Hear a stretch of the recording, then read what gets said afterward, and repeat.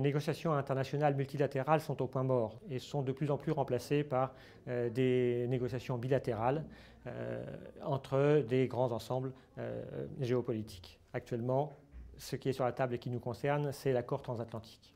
C'est un accord qui se profile sur des manières un petit peu plus partagées entre, d'une part, les aspects de libéralisation du commerce et d'autre part, des normes de production, des standards de contrôle sur l'état sanitaire des produits en matière agricole, par exemple, qui sont différents de part et d'autre de l'Atlantique et qui gagneraient à être harmonisés pour faciliter les échanges. Alors, pourquoi ces négociations? D'une part, les deux blocs sont exportateurs, sont les principaux exportateurs mondiaux et visent, dans l'ensemble des productions, une expansion de leurs exportations vers les nouveaux marchés, des classes moyennes qui vont émerger en Asie et sur les autres continents, de manière à proposer des produits à haute valeur ajoutée. Des produits à haute valeur ajoutée supposent qu'ils soient acceptés en termes de standards sanitaires, en termes de standards de qualité. C'est un enjeu de prépositionnement stratégique pour faire imposer dans les négociations futures les standards communs de ces deux principaux exportateurs. Le deuxième élément est l'équilibre du commerce entre les deux blocs qui aujourd'hui sont en faveur de l'Union européenne.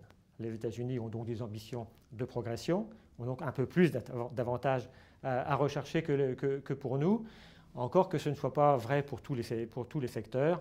On pense perdre plutôt sur la viande, sur les produits porcins ou sur les produits amidonnés, par exemple, et on devrait gagner sur les produits laitiers, les vins et boissons et les productions sucrées.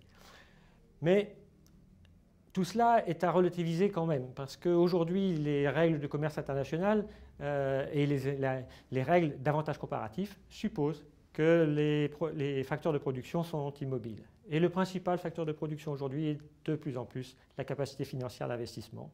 Et ce qu'on observe dans les stratégies des producteurs et exportateurs, c'est dès lors que les marchés sont bien implantés, d'aller produire à proximité des marchés, donc investir avec des capitaux qui sont donc mobiles, près des consommateurs, plutôt que de s'évertuer à franchir les frontières, franchir les barrières, fussent-elles non tarifaires, pour pouvoir toucher leurs cibles.